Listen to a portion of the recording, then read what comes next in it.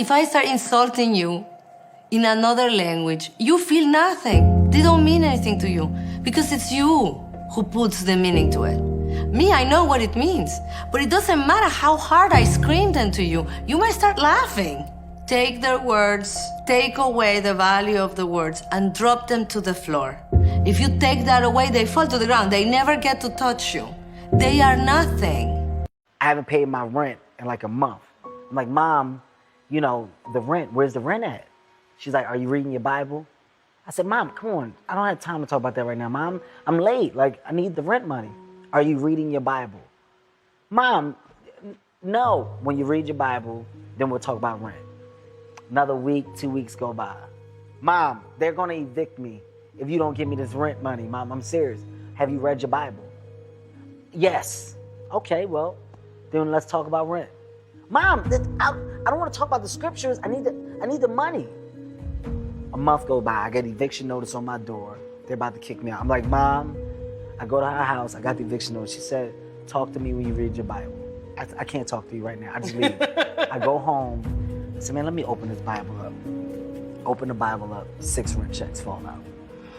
She put all my rent checks. Apply for like 10 jobs. You don't have to take them, but maybe you have to go to an interview or 2 or 3 or 4. And maybe there's a bunch of opportunities out there for you that you didn't even know about. And maybe someone offers you a job. And so now you can go to your boss and say, here's the situation I'm in here at work. Here's my evaluation of the problems in relationship to me.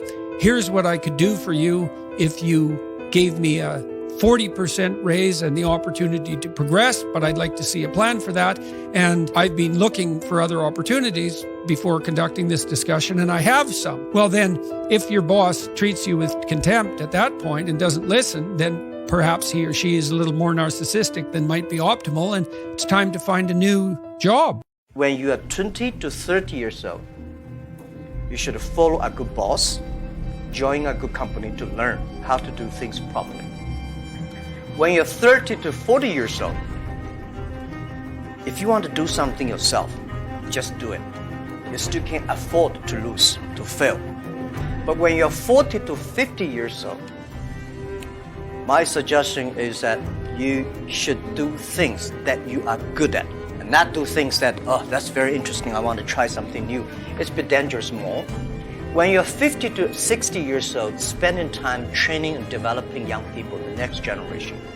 When you're over 60 years old, better stay with your grandchildren. People think that the purpose of memory is to remember the past, and that's not the purpose of memory. The purpose of memory is to extract out from the past lessons to structure the future, and that's the purpose of personal memory. And so you're done with a memory when you've extracted out the information that you can use to guide yourself properly in the future. So if you have a traumatic memory, for example, that's really obsessing you, if you analyze that memory to the point where you figured out how you put yourself at risk and you can determine how you might avoid that in the future, then the emotion associated with that goes away.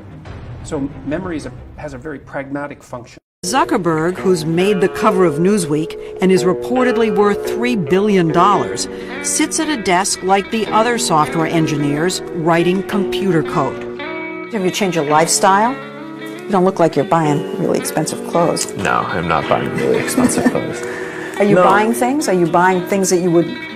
No, I have a little, like, 1-bedroom apartment with a mattress on the floor. That's where I live. So listening is not the act of hearing the words spoken. It is the art of understanding the meaning behind those words. When people say, you're not listening to me, and we simply parrot back the words that they were said, congratulations, your ears work.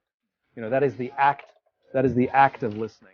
But the art of listening is creating an environment in which the other person feels heard. Now, you notice what I said there. The other person, and I used an emotional word, feels, right? I don't want to know that you heard the words. I want to feel heard. And that is a learnable, practicable skill. So there are many parts of it. It's things like replacing judgment with curiosity. To be curious why someone has a point of view.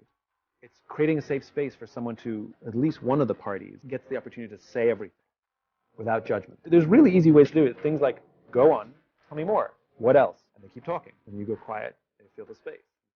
Tell me more.